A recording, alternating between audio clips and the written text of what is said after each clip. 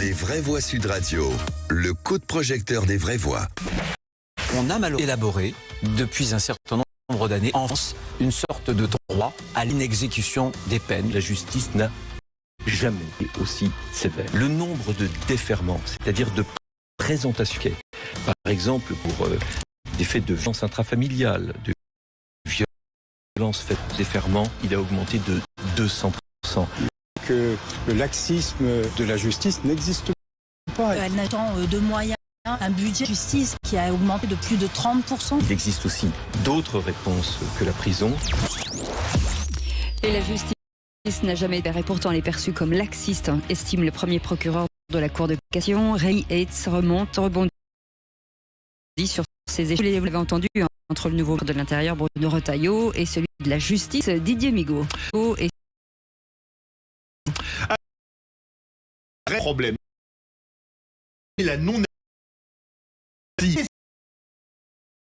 Et à cette question, comme le haut magistrat Rémi Yates n'a jamais été aussi sévère, vous dites non à 14%, vous voulez réagir. Aude attend vos appels au 0826 300 300. Et notre invité Francine Barretta de ce livre Ma rencontre avec le Mareuil, édition, acceptez notre invitation. Philippe, alors vous, entre procureurs... Alors oui, mais je vais essayer de sortir du corporatisme judiciaire, mais je trouve que le procureur général Rémi Yates n'a pas raison. On ne peut pas dire, comme il le dit d'une manière globale, que la justice n'a jamais été plus qu'aujourd'hui. Reste qu'il est extrêmement difficile de la qualifier de laxiste pour qui connaît même judiciaire. Il y a des périodes, il y a des tribunaux, il y a des juridictions qui peuvent être sévères, voire peut-être excessivement répressives, et d'autres à propos qui ont suscité l'attention de l'opinion ou l'attention médiatique, qui peuvent frapper par leur apparente mansuétude. Donc je crois que je dis, si j'ai bien saisi votre invité, je crois qu'en effet, il y a tout de même de la sorte de critique justifiée sur le sentiment qu'il a parfois que la justice a des décisions qu'il ne comprend pas. Loïc Levoque-Prigent. J'ai toujours parlé de ce sujet en étant mal vu. J'ai parlé un certain nombre que donc pas y aller Philippe Gère. Moi je pense qu'il n'y a pas eu suffisamment de réflexion sur les gens dangereux ou pas dangereux. C'est ça le sujet fondamental. Est-ce que les gens sont dangereux pour la société ou ne sont pas dangereux pour la société? Et lorsque dans les maisons, on mélange tout. Lorsque, au moment des jugements, on oublie ce caractère dangereux, effectivement, on commet des erreurs fondamentales. Dans l'affaire de Philippines, il est clair que l'individu était dangereux. Par conséquent, il aurait dû avoir un traitement, non pas spécial, mais on aurait dû ne pas faire abstraction de cette idée qu'il était dangereux. Et dans ce que j'ai vécu, le drame pour moi, c'est que avec les agents des prisons, ils vous disent tout de suite, ah, celui-là est dangereux. Celui-là est dangereux. Et ils savent qu'il est dangereux. Et lorsqu'ils sortent, ils disent, c'est quand même bizarre. Et on retrouve les sont dangereux dans d'autres histoires. Alors, pour vous, cet accident terrible, cet incident, cette horrible chose où le type est prison dans un fourgon lent et soudain il est deux types arrivent, tuent les présidents qui sont là. C'est une histoire horrible. Bon, mais quand vous regardez, il y a eu une méconnaissance du danger de l'individu. Il était dangereux pour un certain nombre de gens et ça n'a pas été ça n'appartient à l'élargir. Donc moi, je considère qu'il y a des gens qui sont dangereux pour la société. Ces gens dangereux pour la société, quel que soit leur... Il faut les surveiller, il faut regarder ce qui se voit. Mais c'est l'essentiel, c'est ne pas continuer à mettre les gens...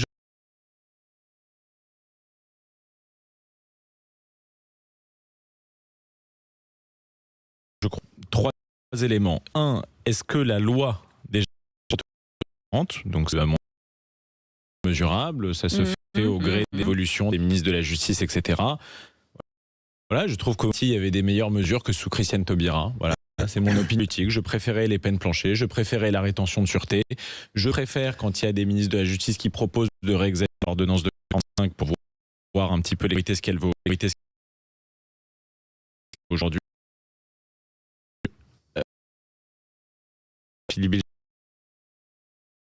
Quand même qu'il y a une part de la magistrature qui est orientée plutôt à gauche, donc à une interprétation des lois qui va encore plus dans le sens du sisme.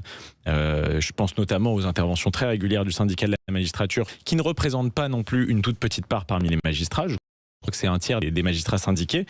Et la dernière chose, c'est le manque de moyens matériels, je dirais, pour appliquer ensuite cette justice, puisque une fois que les décisions sont prises, il faut ensuite les appliquer, ne pas les réaménager en fonction des moyens matériels qu'on a ou qu'on n'a pas. Et évidemment, là, on peut se préoccuper de la suroccupation des places de prison ou dans les centres de rétention administrative, etc. 72 000 détenus pour 60 000 places en France, ce qui fait un taux de situation de 120%. Donc évidemment, c'est sous ces 3 aspects qu'il faudrait travailler. Donc politisation des juges avec un recrutement plus diversifié, changement des lois, évidemment, moyens matériels. Voilà. Francis Nagbar, pour mener de la justice française aujourd'hui?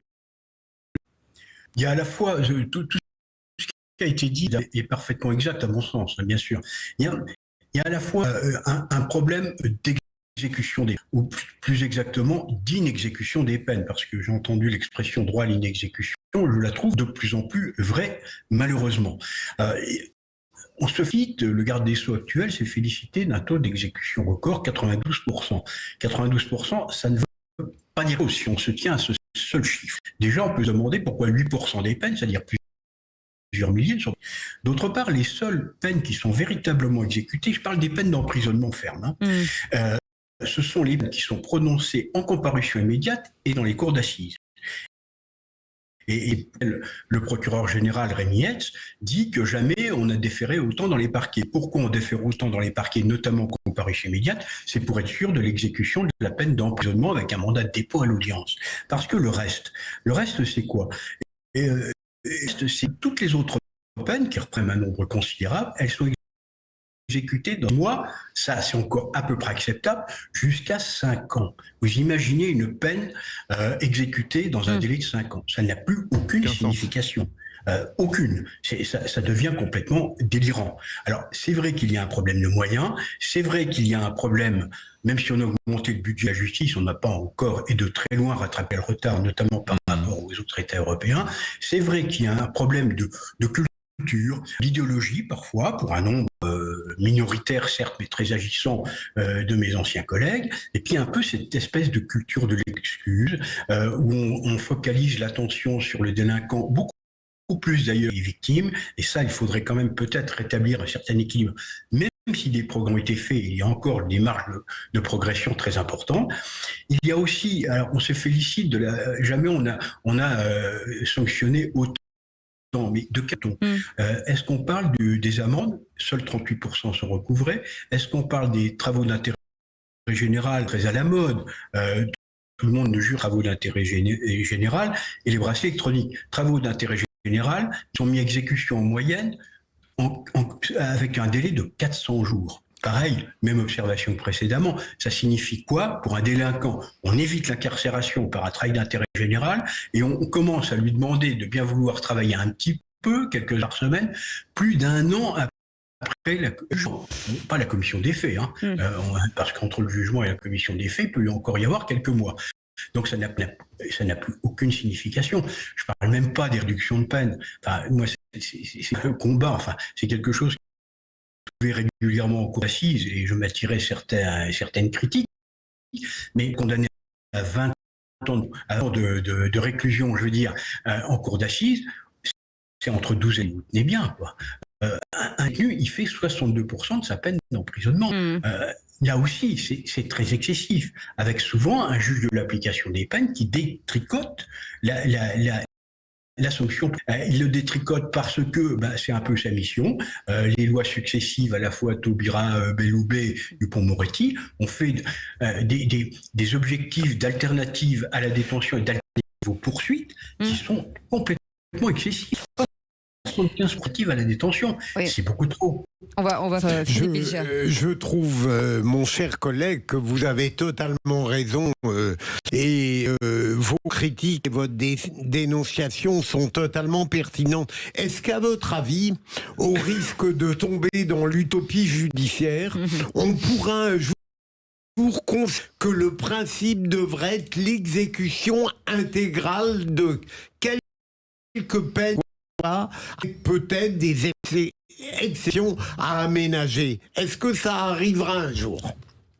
Moi, je suis plutôt optimiste de nature, donc je ne désespère pas, naturellement, mais certains, il faut alors j'aime pas trop le mot, mais un sursaut d'autorité, un sursaut de sécurité, parce que si 80% de nos concitoyens n'ont plus confiance en la justice, ils ne sont pas complètement en dehors des réalités.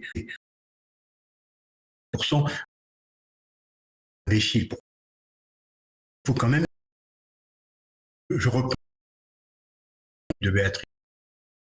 Bien sûr. Il y a justice, la colère qui monte. Eh bien, cette colère, elle monte et moi, elle m'effraie un peu.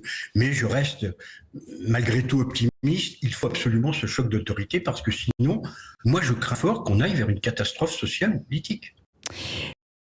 Merci Francis Necbarda avec nos procureurs général honoraire et auteur de ce livre, Ma rencontre avec le mal, chez Marion conseille de lire. Merci beaucoup d'avoir été avec nous. Merci notre procureur favori. Ça n'était pas moi le mal, j'espère. Mais non, vous êtes le mal. Le mal. Son collègue, c'est le mal. Voilà. Non, c'est Michael. Merci Michael Sadoun. Merci beaucoup Loïc Le Floch-Prigent. Je vous rappelle ce livre dont on parlera la prochaine fois. Encore 1997, année zéro du déclin de la France. J'espère. Bien sûr, mais absolument. Voilà. On va en parler de toute façon. Mais il faut le lire un peu. On vient de l'avoir. On lit, on risque d'avoir des préjugés. Hein. Ouais. Et alors alors déjà, on va apprendre à lire et comme ça, on pourra le lire. Allez, vous restez avec nous. Dans un instant, vous parlez emploi et on retrouve Philippe Bide à partir de 20h. 20h, oui. Évidemment, les vrais voix de foot avec Guy Carlier et Emmanuel Galasso. On va parler de la retraite d'Antoine Griezmann. On aura Arnaud Ramsey qui a écrit la bio d'Antoine Griezmann avec Grisou. Et on parlera évidemment de la Ligue des Champions puisque ce soir, Arsenal reçoit le Paris Saint-Germain et Brest est en train de jouer depuis 11 minutes au Red Bull Salzbourg en Autriche. Et dans un instant, on vous parle d'emploi et de travail. À tout de suite. Sud Radio. Sud Radio. Parlons vrai. Parlons vrai. Sud Radio. Parlons vrai.